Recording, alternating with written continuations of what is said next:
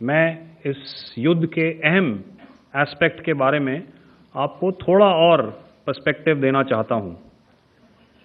हमें air defence operation सिंदूर के air defence की कार्रवाई को एक कॉन्टेक्स्ट में समझने की आवश्यकता है।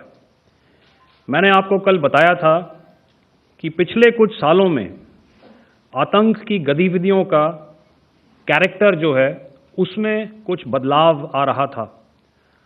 अब हमारी मिलिट्री के साथ साथ मासूम सिविलियंस जो कि अपना बचाव करने में विफल थे, उन पर भी हमले हो रहे थे। 2024 में जम्मू सेक्टर में शिवखोरी मंदिर को जाते हुए यात्री और इस साल अप्रैल में पहलगाम में मासूम पर्यटक इस खतरनाक ट्रेंड के विशेष उदाहरण हैं। पहलगाम तक पाप का ये घड़ा भर चुका था। उसके बाद जो हुआ उसके बारे में हम कल विस्तार में बातचीत कर चुके हैं। क्योंकि आतंकियों पर हमारे सटीक हमले लाइन ऑफ कंट्रोल और इंटरनेशनल बाउंड्री को पार करे बिना किए गए थे, हमें पूरा अंदेशा था कि पाकिस्तान का वार भी बॉर्डर के उस पार से ही होगा। इसलिए हमने अपनी एयर डिफेंस की पूरी तैयारी पहले से ही कर ली थी। हमारी इन्वेंट्री में शामिल counter manned aerial systems, electronic warfare के साधन और एयर डिफेंस वेपन्स का इंडियन एयरफोर्स के इसी प्रकार के सिस्टम्स के साथ एक अनोखा मिश्रण किया गया। इसलिए आपने देखा कि जब जब पाकिस्तान एयरफोर्स ने हमारे एयरफील्ड्स और लॉजिस्टिक इंस्टॉलेशंस में 9 और 10 मई की रात को लगातार हमले किए, वो इस मजबूत एयर डिफेंस ग्रिड के सामने विफल हो गए। आपके सामने इस ग्रिड को एक तरीके से दर्शाया गया है।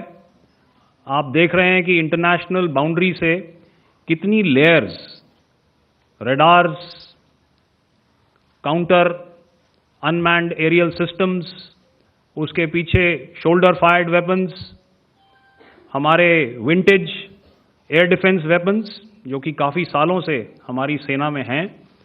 एयर मार्शल भारती ने भी उसके बारे में बात करी। और लास्ट में हमारे modern air defence weapon systems. तो कोई मौका नहीं था कि पाकिस्तान एयरफोर्स ये मल्टी टियर डिफेंस को पार करके पीछे हमारी एयरफील्ड्स या लॉजिस्टिक इंस्टॉलेशंस को टारगेट कर पाए। ये जो डायग्राम आप अपने सामने देख रहे हैं, ये मुझे एक इंसिडेंट की याद दिला रहा है।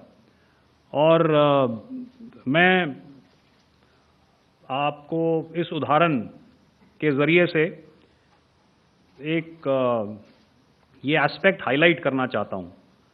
जब मैं स्कूल में था तो तकरीबन मेरे ख्याल से ये 70 का दशक था और उस समय इंग्लैंड और ऑस्ट्रेलिया के बीच में, आज शायद क्रिकेट की बात भी करनी चाहिए क्योंकि मैं देख रहा था कि विराट कोहली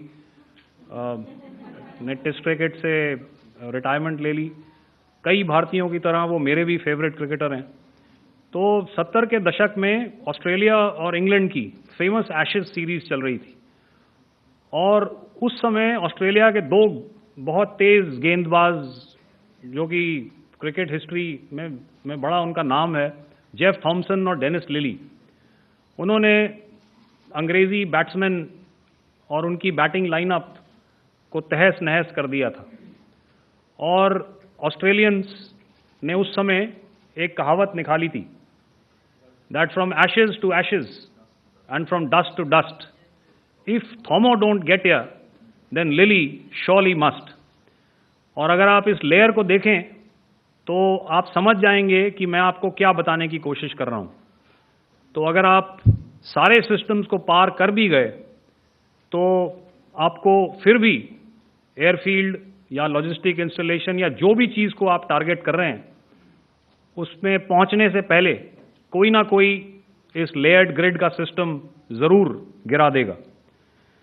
जो दुर्दशा कल आपने पाकिस्तान एयरफील्ड्स की देखी और शायद आज भी एयर मार्शल भारती की प्रेजेंटेशन में, हमारी एयरफील्ड्स हर प्रकार से ऑपरेशनल हैं। यही नहीं, पाकिस्तान के ड्रोन्स और वेपनाइज्ड यूएवीज से की गई हमलावर कोशिशें भी इस ग्रिड के कारण नाकाम हुई और जो बचे कुचे ड्रोन्स थे उन्हें हमारे शोल्डर फायर्ड हथियारों से मार गिराया गया। मैं यहां पर अपनी बॉर्डर सिक्योरिटी फोर्स की भी सराहना करना चाहता हूं। उनके डायरेक्टर जनरल साहब से लेकर बॉर्डर पर तैनात बीओपी पर पहरा देने वाले आखिरी जवान भी हमारे इस अभियान में बढ़ चढ़कर शामिल हुए और बहुत बहादुरी से उन्होंने हमारा साथ दिया।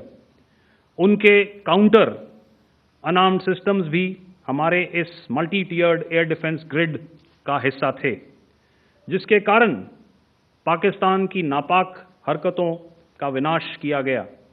आपने सुना ही होगा, जब हौसले बुलंद हों तो मंजिलें भी कदम चूमती हैं। In the end, I would like to highlight again that in every single domain that Operation Sindhur has been prosecuted, there has been absolute synergy between the three services. Not only have we, in this endeavor, been fully supported by our government, departments, and agencies, I cannot here not mention our 140 crore countrymen that have stood behind us with their prayers and goodwill, urging and inspiring us to achieve our mission and objectives. For that, we salute you. You are indeed the best. Jai Hind.